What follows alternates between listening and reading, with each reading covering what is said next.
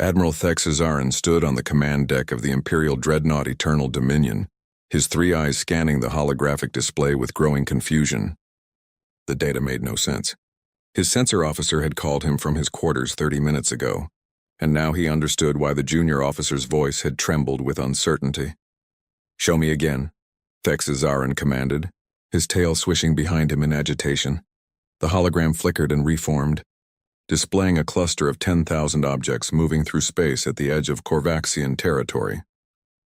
They were ships, clearly artificial, but their energy signatures were all wrong. No antimatter reactions, no quantum fold distortions, no warp bubble formations. Instead, the sensors detected primitive chemical combustion and what appeared to be controlled fusion reactions. "This cannot be correct," Thexazaran muttered. "Run full diagnostics on all sensor arrays." His crew scrambled to obey. The Korvaxian Empire had ruled the galaxy for 3,000 years, conquering 47 different species and cataloging thousands more. Their sensor technology was the finest in known space, capable of detecting a single ship across an entire sector. The arrays had never malfunctioned before.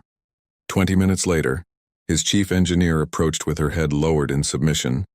"Admiral, all systems are functioning perfectly. The readings are accurate." Thexazaran felt his blood run cold. If the sensors were correct, then something impossible was approaching his territory. Ships moving at velocities that should require advanced FTL technology, yet using engines that belonged in a museum. He pulled up the tactical analysis and his confusion deepened. The fleet formation was unlike anything in the Imperial database. The ships maintained precise distances from each other, moving in coordinated patterns that suggested military discipline. But their arrangement didn't match any known tactical doctrine. Some vessels were massive, easily the size of Imperial battlecruisers. Others were smaller, darting between the larger ships like schools of fish. Communications broadcast standard greeting protocols on all frequencies, Thexazaran ordered. "Demand immediate identification and statement of purpose." The communications officer worked her console, sending out messages in all 47 known galactic languages. Minutes passed. Then an hour. No response came from the approaching armada. Thexazaran summoned his senior staff to the war room. The holographic table displayed the unknown fleet in stunning detail, each ship rendered as a blinking red icon against the starfield. His officers gathered around, their expressions ranging from curiosity to concern. "Theories," Thexazaran demanded. Captain Vixalor, his intelligence officer, spoke first. "Admiral, I have reviewed every species in our database. Nothing matches these signatures. However, the propulsion systems resemble ancient pre-FTL technology. I believe we may be dealing with a sleeper ship civilization." "Explain," Thexazaran said. "There are legends of species that built generation ships before discovering FTL travel. Massive vessels designed to cross interstellar distances over centuries or millennia. Perhaps this is an ancient colony fleet awakening from stasis after a long journey." Another officer shook his head. "But the energy output doesn't match. These ships are moving too fast for conventional drives, and there are too many of them. A generation fleet would number in the dozens at most, not thousands." The debate continued for another hour, with no clear answers emerging. Thexazaran listened to his officers argue, feeling frustration build in his chest. The Korvaxian Empire didn't tolerate mysteries. They solved them, cataloged them, and conquered them. Finally, he made his decision. "Prepare Battle Group Theta. 1,000 warships, full weapons and shields. We will meet this fleet with overwhelming force and demand their immediate surrender." His officers snapped to attention. This was familiar ground. The Empire had used this strategy countless times before. Show strength, demonstrate superiority, and watch primitive species crumble before Korvaxian might. "Admiral, should we investigate further before committing forces?" his intelligence officer asked carefully. "We know nothing about these ships or their capabilities." Thexazaran's expression hardened. "Captain, I have fought in 23 campaigns across this galaxy. I have seen every type of weapon, every form of shield, every tactical formation. No species has ever withstood the might of a Korvaxian battle group. These unknown vessels, whoever they are, will be no different." He turned back to the hologram, studying the approaching fleet with the confidence of 3 decades of military service. "Besides, look at their technology. Chemical rockets and fusion drives. We abandoned such primitive systems 2,000 years ago. Whatever species this is, they are technologically inferior. They will see our fleet and submit immediately, as all others have done. The battle group assembled within 6 hours. 1,000 warships ranging from nimble destroyers to massive dreadnoughts formed up in standard intimidation formation. It was a wall of metal and energy shields, bristling with plasma cannons and missile launchers. The formation had broken the spirit of entire civilizations before a single shot was fired. Thexazarun watched from his flagship as the battle group engaged their faster-than-light drives, preparing to meet the unknown fleet at the border of Korvaxian space. His crew moved with practiced efficiency, each officer confident in their role. The Empire had never lost a first-contact engagement, not once in 3,000 years. Admiral, Imperial Command is requesting regular updates, his communications officer reported. They want detailed sensor readings of the unknown vessels. Tell them they'll have their readings soon enough, Thexazarun replied. Once these primitives see our might, they'll either surrender or be destroyed. Either way, we'll have plenty of data to send back. As the battle group jumped to FTL, Thexazarun allowed himself a moment of satisfaction. This would be another easy victory for his record. Perhaps the Emperor would grant him governorship of a new sector as a reward. He'd been hoping for a position closer to the Imperial core worlds, away from the frontier. The fleet dropped out of FTL at the designated coordinates, and Thexazarun's bridge crew immediately began active scanning of the unknown vessels.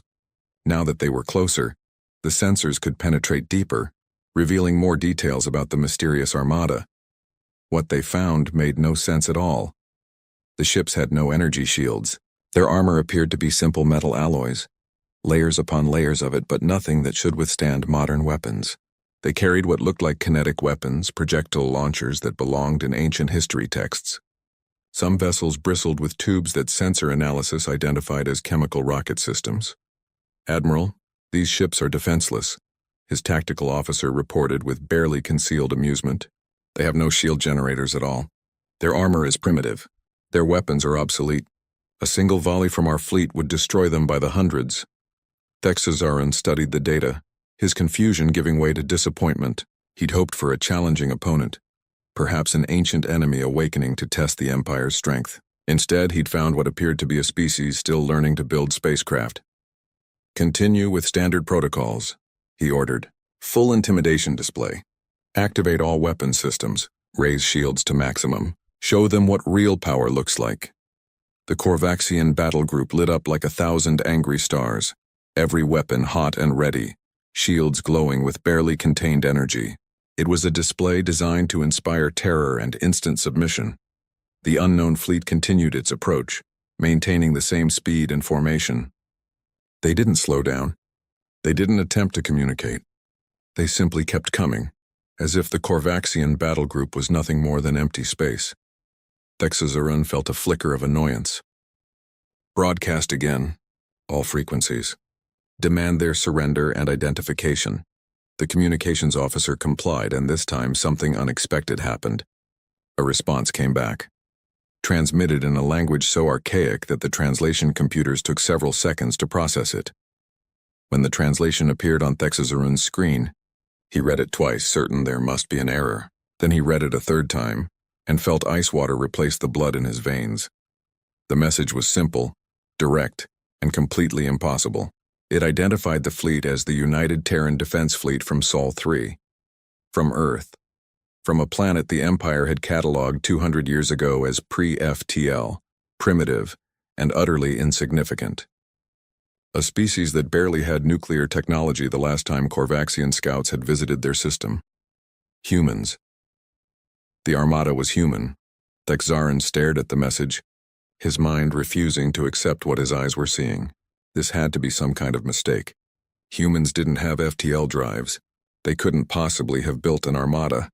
They were Deathworlders, survivors clinging to a toxic planet in a forgotten corner of the galaxy. Sir, they're demanding we withdraw from what they call quarantined space, his communications officer said quietly. The bridge had gone silent. Every officer stared at their screens, seeing the same impossible identification. Thexazarun felt his confidence wavering for the first time in decades. This made no sense. None of it made sense. But he was an Imperial Admiral, and he didn't retreat from primitives no matter what name they called themselves. Fire warning shots across their formation. Captain Velshara commanded the Imperial cruiser Righteous Vengeance, positioned in the front line of the Korvaxian battle group. She had served in the Imperial fleet for 15 years, participating in 4 conquest campaigns and dozens of first contact scenarios. She knew the script by heart. Unknown species approaches. Empire demonstrates overwhelming force, species surrenders. Empire adds another world to its domain. Today should have been no different. When Admiral Thexzarin's order came through to fire warning shots, Velshara gave the command without hesitation. 20 ships in the forward line opened fire simultaneously, sending brilliant streams of superheated plasma across the bow of the approaching human fleet. The bolts lit up the darkness of space like miniature suns, each one carrying enough energy to vaporize a small asteroid.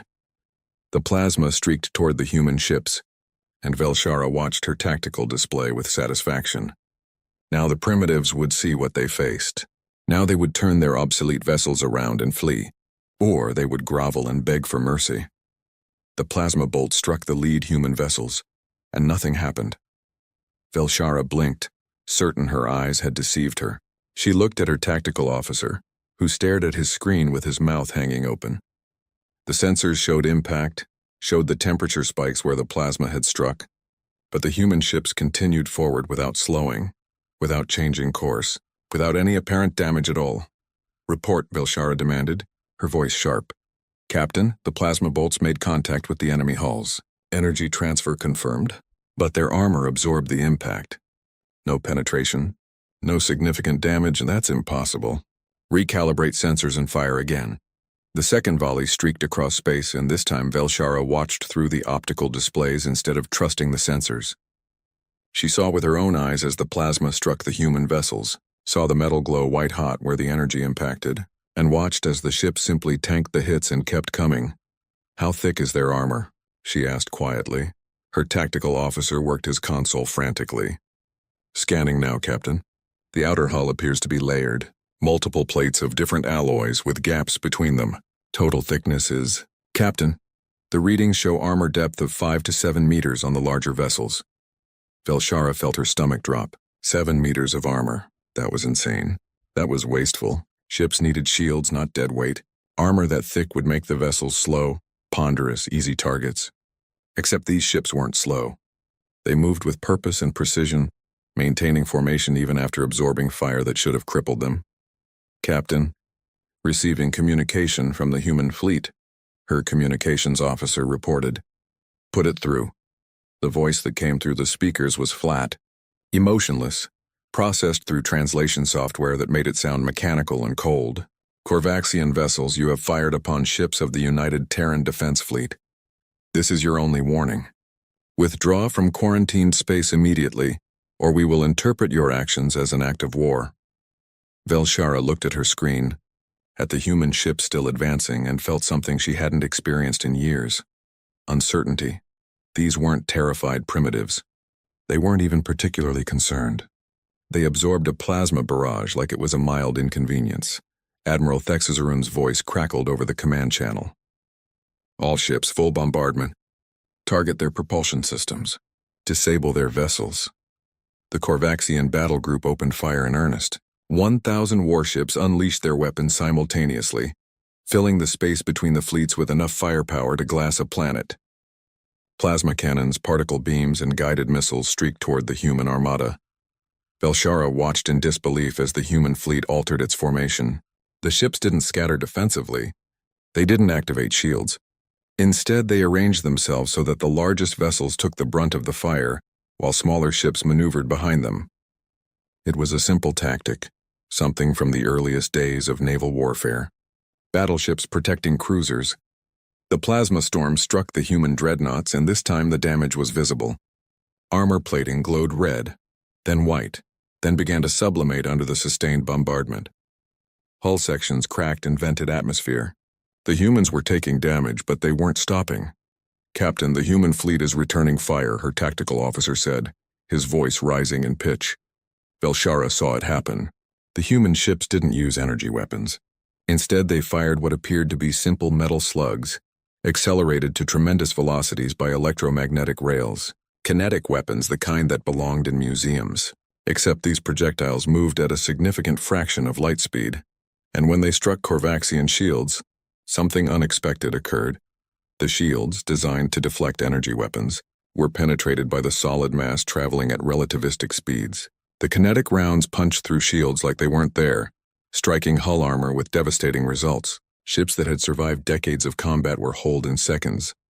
Evasive maneuvers, Velshara shouted, but it was too late. A projectile struck Righteous Vengeance amidships, and the impact threw everyone on the bridge from their stations. Alarm screamed. Lights flickered. The ship shuddered like a living thing in pain. Velshara pulled herself up, tasting blood from where she'd bitten her tongue. Damage report. Sections 12 through 15 breached. Shield Generator 3 is offline. Armor penetration on decks 4 and 5, 1 hit. One kinetic round had done more damage than most pirates could manage in an entire engagement. Velshara stared at her tactical display and watched as human projectiles tore through the Korvaxian formation. Ships exploded or went dark, their power systems failing. The neat battle group formation dissolved into chaos. Captain, detecting multiple missile launches from the human fleet. Count is over 10,000 and rising. Velshara's blood ran cold. 10,000 missiles. Her point defense systems would never stop them all. No ship's defenses could handle that volume of fire. The missiles didn't follow ballistic trajectories. They moved like living things, weaving and dodging as they crossed the distance between fleets. Korvaxian point defense lasers and interceptor systems destroyed hundreds of them, but thousands more got through. When the missiles struck, they didn't explode conventionally. They were penetrators, designed to punch through armor before detonating inside the ship.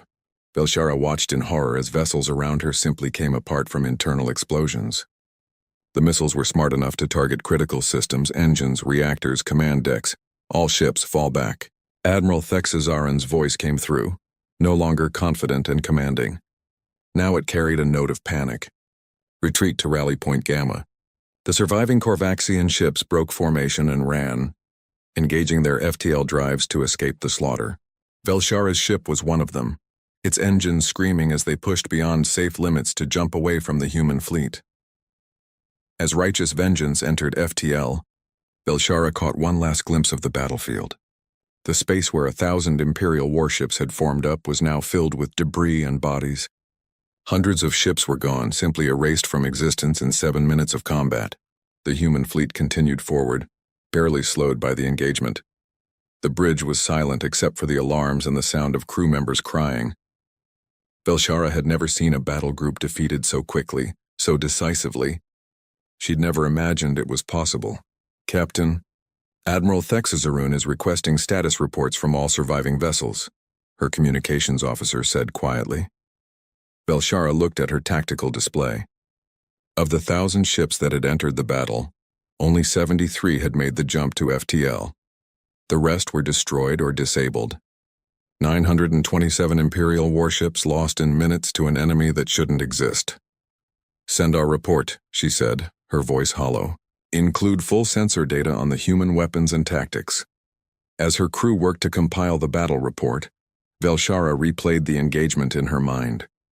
The humans hadn't fought like any species she'd encountered. They didn't rely on superior technology. They used old tactics, ancient weapons, simple strategies, but they used them with such brutal efficiency that none of it mattered. The Korvaxians had energy shields, so the humans used kinetic weapons. The Korvaxians had superior numbers, so the humans launched overwhelming missile swarms. The Korvaxians expected their enemies to have shields and dodge, so the humans built ships that could absorb punishment and keep fighting. It was like fighting an opponent who had studied every weakness in Korvaxian doctrine and designed their entire military to exploit those weaknesses, which, Velshara realized with growing horror, was exactly what had happened. Captain, receiving priority message from Imperial Command, her communications officer said. The Emperor is convening an emergency session of the War Council. All surviving commanders are ordered to return to the capital immediately. Velshara acknowledged the order and set course for the Imperial homeworld. As her damaged ship limped through FTL, she wondered what the War Council would decide. Send more ships? Negotiate peace? Surrender? She looked at the casualty reports scrolling across her screen. Nearly 10,000 Korvaxian sailors dead or missing. Entire ships with all hands lost. Researcher Caixalia had spent 50 years studying species classification and threat assessment for the Corvaxian Empire. She worked in a small office deep within the Imperial archives, surrounded by data crystals containing information on every species the Empire had ever encountered. Most days were quiet, spent cataloging new discoveries or updating existing files. Most days were boring. Today was not one of those days. The emergency summons came at midnight, pulling her from sleep and ordering her immediate presence at Imperial Command. When she arrived, still adjusting her research robes, she found the building in chaos. Military officers rushed through corridors, their faces tight with worry. Automated systems beeped and chirped with incoming data. Something had gone terribly wrong. Caixalia was escorted to a secure briefing room where the Imperial War Council had assembled. Fleet admirals, generals, intelligence directors, and the Emperor's personal advisors all sat around a massive holographic table. They fell silent when she entered, every eye turning to her small frame. Researcher Caixalia, Admiral Thexazarun said from his position at the table. His voice was strained, his posture defeated. 50 years ago, you filed a report about a species from a planet called Earth, humans. You classified their world as a Class 12 death world and recommended extreme caution in any future contact. Your report was ignored. Caixalia felt her throat go dry. She remembered that report. She'd been a young researcher then, fresh from the academy, analyzing survey data from a backwater planet called Sol 3. What she'd found had terrified her. She'd sent urgent warnings up the chain of command, warnings that disappeared into bureaucratic silence. I remember, she said quietly. Tell us everything, the Emperor's representative commanded. Hold nothing back. The Empire needs to understand what we're facing. Caixalia moved to the holographic controls and pulled up her original files. The image of Earth appeared above the table, a blue and white marble spinning in space. It looked beautiful, peaceful even. Looks were deceiving. Earth is a Class 12 death world, she began, her voice gaining strength as she fell into lecturer mode. This is the highest classification in our threat assessment system. To understand what this means, you must understand what makes a planet hostile to life. She manipulated the hologram, highlighting different aspects of the planet. First, gravity. Earth's surface gravity is 1.7 times standard. Humans evolved in conditions that would crush most species' skeletons. Their muscles, their bones, their entire cardiovascular system is built to survive in what we would consider a high-gravity environment. Admiral Thexazarun shifted uncomfortably. Caixalia noticed several military officers exchanging glances. Second, the atmosphere. Earth's air is 21% oxygen. Do you understand what that means? Oxygen is corrosive. It's a poison to most life forms. Humans breathe it constantly. They evolved in an atmosphere that would oxidize our tissues in minutes. Their biology treats this toxic gas as fuel. She changed the hologram to show Earth's weather patterns. Third, climate extremes. Earth experiences temperature variations from -50 degrees to +50 degrees Celsius. Hurricanes with wind speeds exceeding 300 kilometers per hour. Earthquakes, volcanoes, tsunamis. The planet itself is constantly trying to kill everything that lives on it. But surely evolution would favor peaceful adaptation, one of the generals argued. Cooperation in the face of adversity. Caixalia laughed, a bitter sound. You would think so, wouldn't you? But Earth didn't create peaceful species. It created apex predators. Let me show you what humans evolved alongside. The hologram shifted to display various Earth creatures. This is a hippopotamus. It kills more humans per year than any other large animal.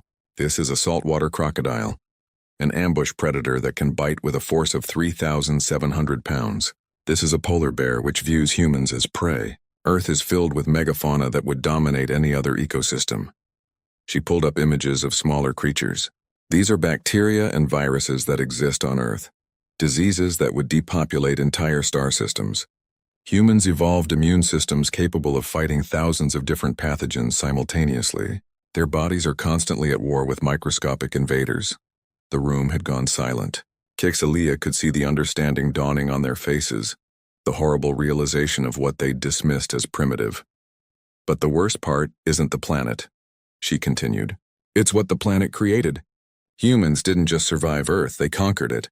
They became the apex predator of a planet filled with apex predators. Do you know how they did it? She pulled up anthropological data, images of early human history. Persistence hunting. Humans can run longer than any other creature on their planet. They would chase prey animals until the prey collapsed from exhaustion, then kill them with simple weapons. They are pursuit predators, the kind that never stops coming. They also developed pack tactics. Humans are individually weaker than many Earth predators, so they learned to hunt in coordinated groups. They communicate complex strategies in real time. They set traps. They ambush. They use terrain to their advantage. HFY changed the display to show human technological development. When simple weapons weren't enough, they invented better ones.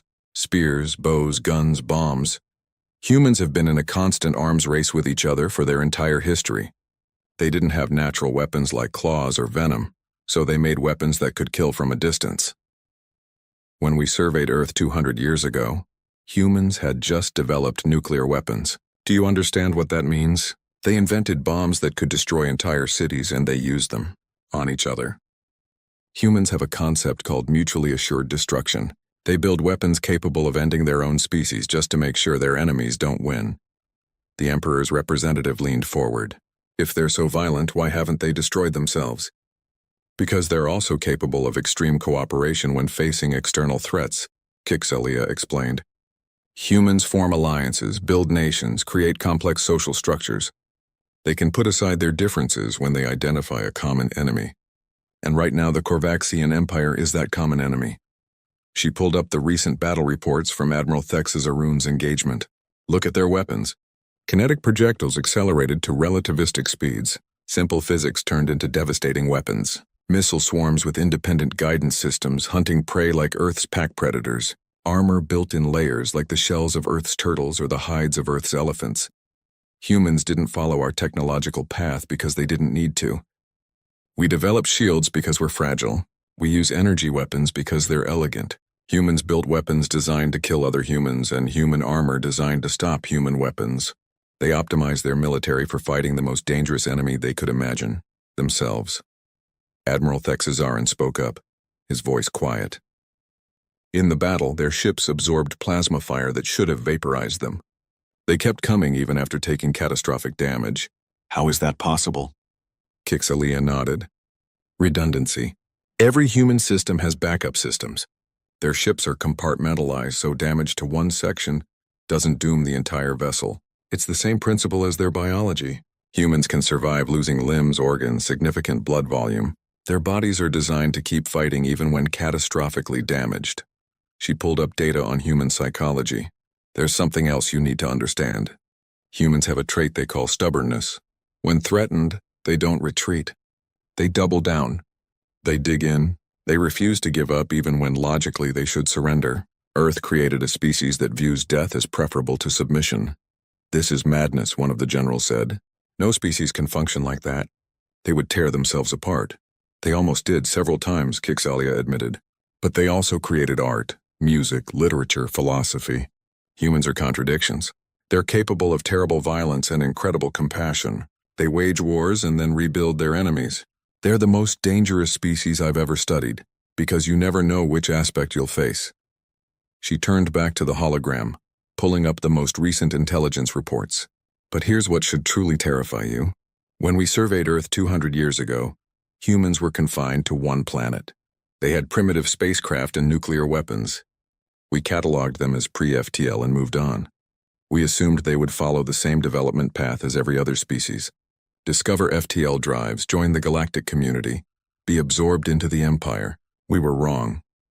HFY displayed new data, information gathered from the recent battle. These ships use chemical rockets and fusion drives. Ancient technology, primitive by our standards.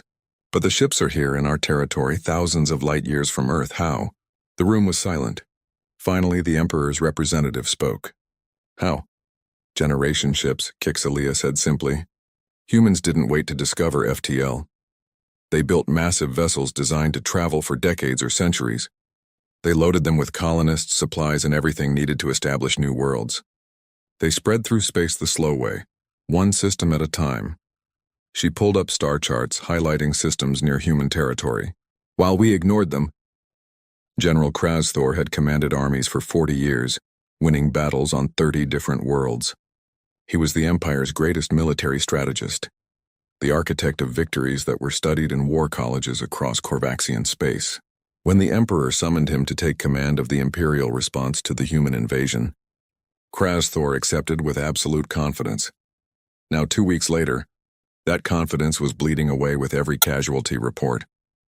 He stood in the command center of the Imperial flagship Inevitable Victory, surrounded by holographic displays showing 5 different star systems simultaneously.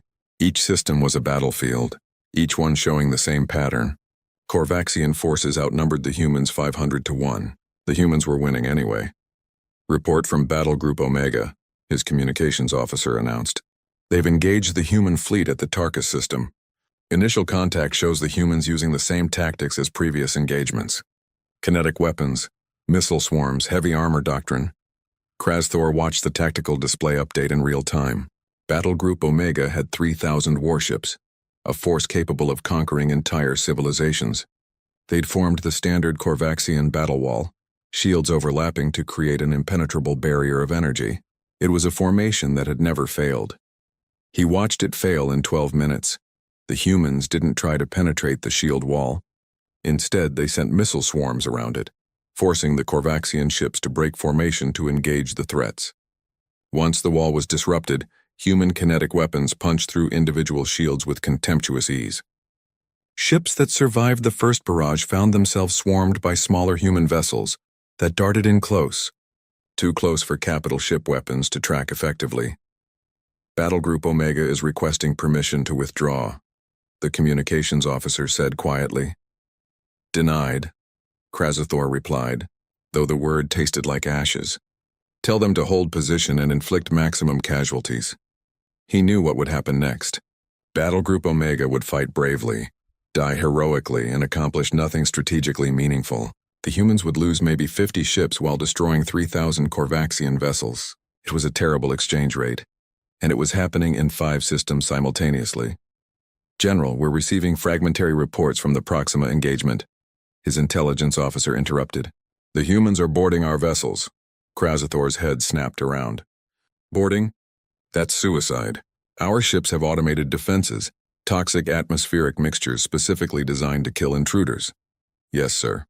The humans are wearing powered armor suits, self-contained atmosphere, enhanced strength, integrated weapons. They're breaching our hulls with shaped charges and fighting through deck by deck. The holographic display shifted to show security footage from a Korvaxian cruiser. Krasthor watched in disbelief as armored human soldiers moved through corridors that were pumped full of chlorine gas. The gas should have killed them in seconds.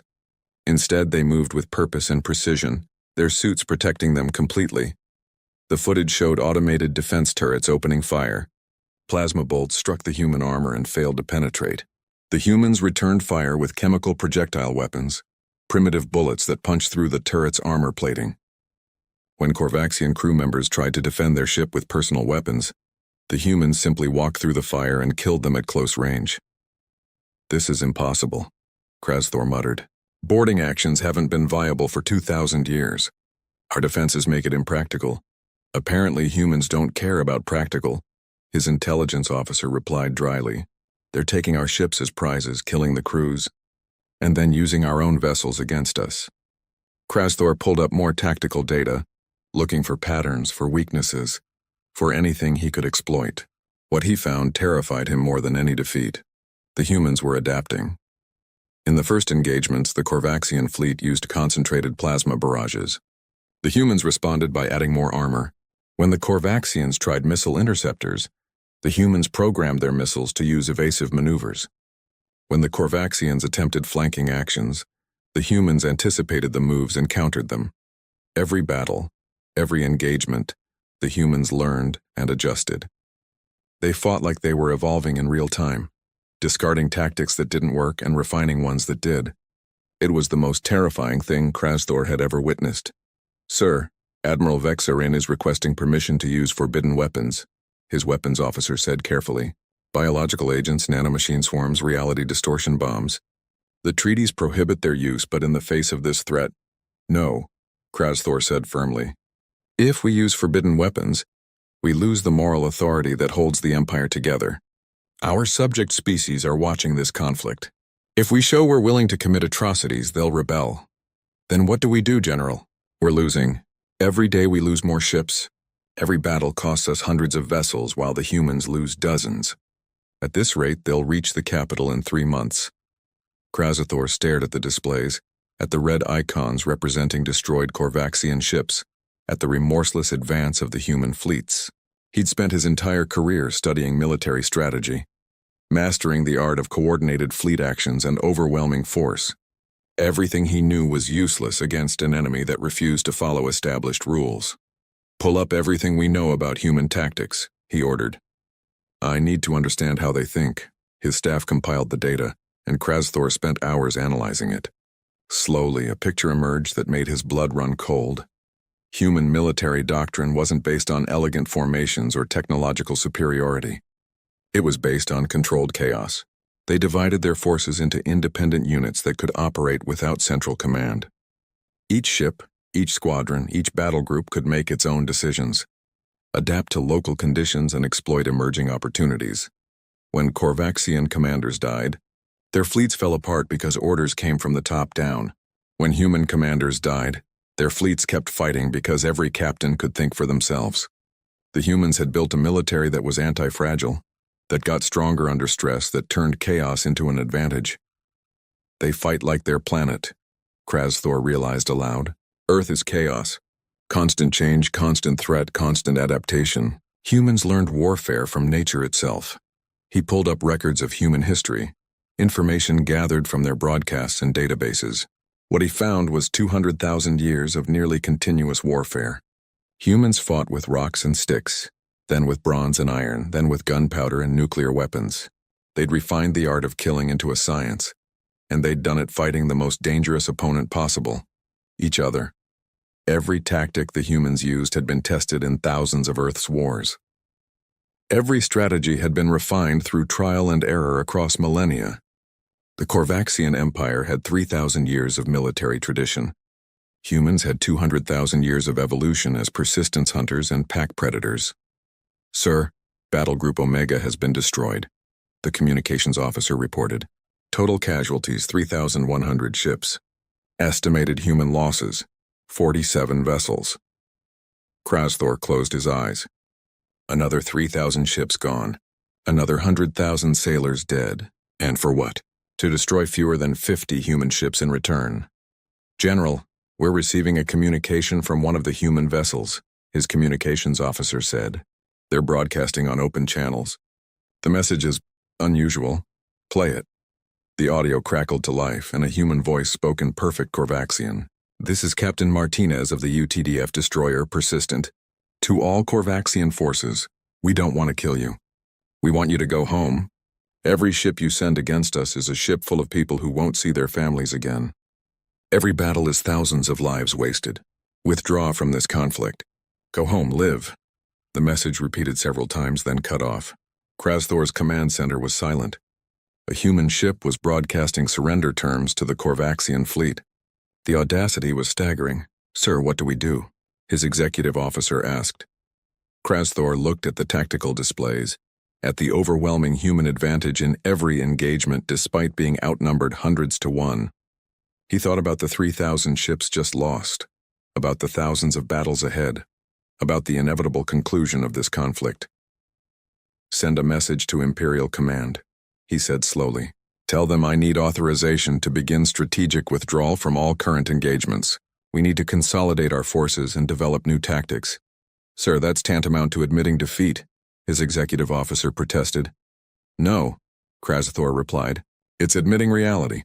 We're fighting an enemy that specializes in prolonged conflicts, an enemy that accepts casualties as the price of victory, an enemy that never stops, never retreats, never surrenders. If we continue fighting the way we have been, we'll lose our entire fleet within months." He pulled up casualty projections, showing the mathematical inevitability of Korvaxian defeat. "Look at the numbers. Really look at them. We've lost 60% of engaged forces in 2 weeks. The humans have lost less than 5% of their fleet. They're not just winning, they're dominating. And they're doing it with technology we abandoned millennia ago. But we have 5 million ships." Emperor Vaxathun sat on the throne that his ancestors had occupied for 3,000 years, watching his empire crumble. The holographic displays surrounding him showed a story of systematic defeat. Red icons marked destroyed battle groups. Yellow icons showed systems under human blockade. Blue icons representing secure Corvaxian territory were disappearing by the day. In 6 weeks, the humans had destroyed nearly 2 million Imperial ships. The exchange rate had actually improved to 4 Corvaxian vessels lost for every human ship destroyed. His generals called this progress. Vax Thun called it mathematics leading to extinction. Your Imperial Majesty, his chief advisor said quietly, the human fleet has reached the Corvaxian home system. They're establishing a blockade perimeter. Vax Thun felt something he'd never experienced before as Emperor. Fear. Not for himself, but for his people. The humans had come to his doorstep and they hadn't even deployed their full strength. Intelligence estimates suggested the human fleet numbered around 50,000 ships. They destroyed 2 million Corvaxian vessels while losing fewer than 5,000 of their own. Have they made any demands? Vax Thun asked. No, Your Majesty. They simply sit at the edge of the system and wait. Our scientists estimate they have enough supplies to maintain the blockade for years. Years. The word hung in the air like poison. The Corvaxian homeworld needed imports from a dozen systems to sustain its population. Food, medicine, raw materials all flowed through trade routes that the humans now controlled. Within months, people would start dying from shortages. Broadcast a message to the human fleet, Vax Thun ordered. Tell them I wish to negotiate. The throne room fell silent. Courtiers and military officers stared at their emperor in shock. The Corvaxian Empire did not negotiate. The empire conquered or destroyed. Negotiation implied equality, and the empire acknowledged no equals. Your Majesty, this is unprecedented, his military commander protested. The empire has never negotiated with primitives. These primitives have killed millions of our people and destroyed half our fleet. Vax Thun snapped. I think we can make an exception. The message was sent, and surprisingly, the humans responded within hours. A single unarmed shuttle requested permission to land at the Imperial Palace. Vax Thun granted it, though his security forces surrounded the landing pad with enough firepower to level a city. The shuttle landed with simple efficiency, no fanfare or display. When the hatch opened, 3 humans emerged wearing formal diplomatic attire rather than military uniforms. They were smaller than Corvaxians, standing about 2/3 the height of an average Imperial citizen. They looked fragile, almost harmless. Vax Thun knew better now. These creatures might look weak, but they came from a world that killed for sport. They'd evolved in gravity that would crush most species. They breathed poison and called it air. The lead human, a female with gray hair and dark skin, bowed respectfully. Emperor Vax Thun, I am Ambassador Chen of the United Terran Federation. Thank you for agreeing to meet with us. I did not have much choice, Vax Thun replied honestly. Your fleet has my homeworld blockaded. Yes, Ambassador Chen agreed without apology. Let's discuss why that happened.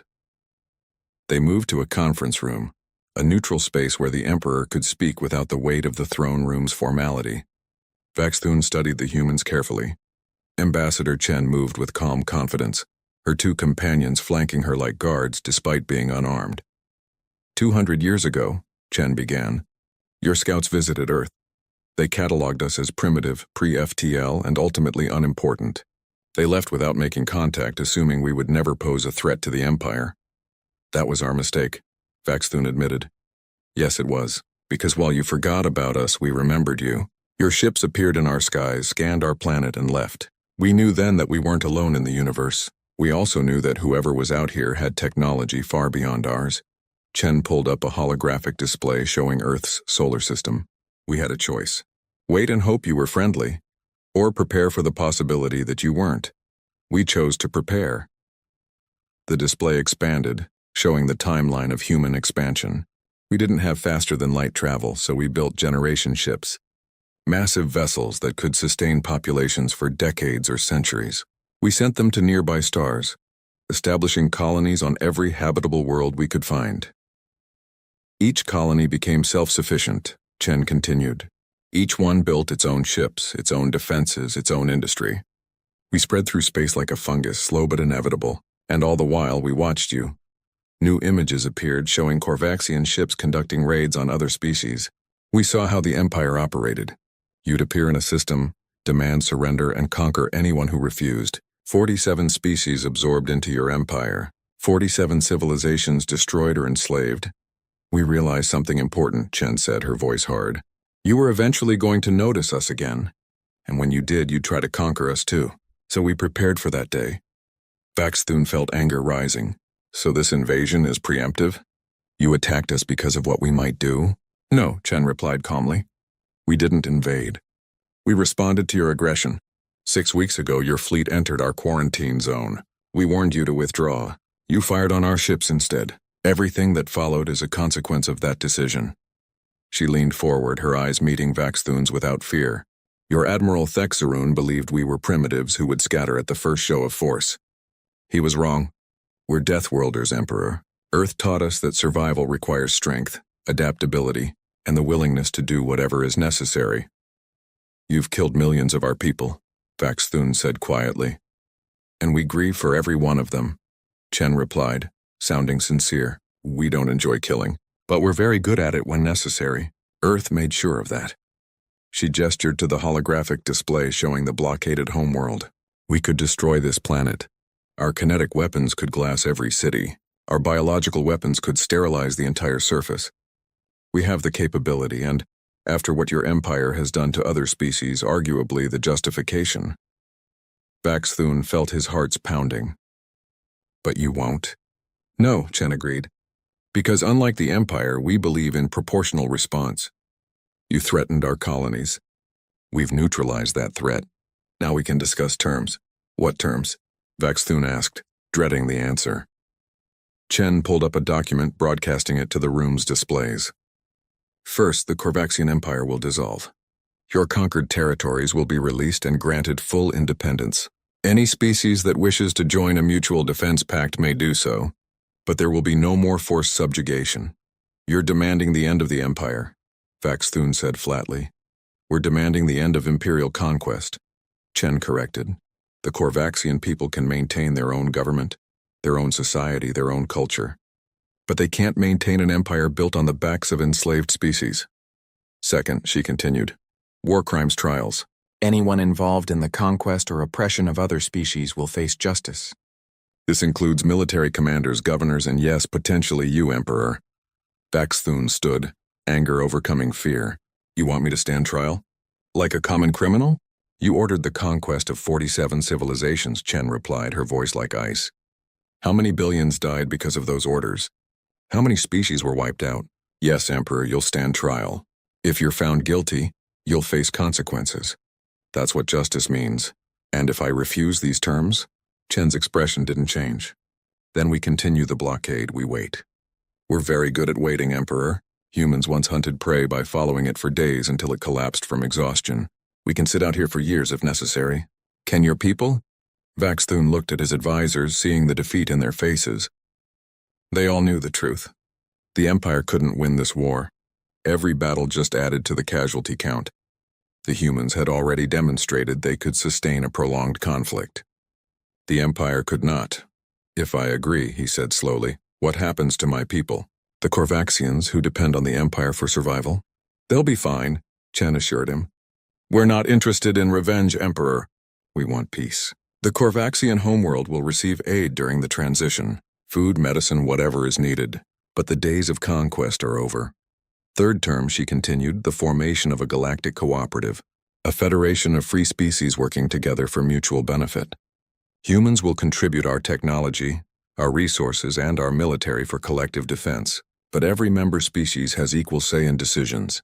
You want to replace the Empire with a democracy? Vaxthun asked incredulously. We want to replace tyranny with cooperation, Chen said. Democracy is just the most efficient way we've found to do that. Look, Emperor, we know the transition won't be easy. 3,000 years of imperial rule don't disappear overnight. But the alternative is continued war, continued death, and eventual collapse anyway. Vaxthun sank back into his chair, feeling the weight of 3,000 years of history pressing down on him. His ancestors had built an empire that spanned the galaxy. They'd believed in Corvaxian superiority, in the divine right to rule lesser species.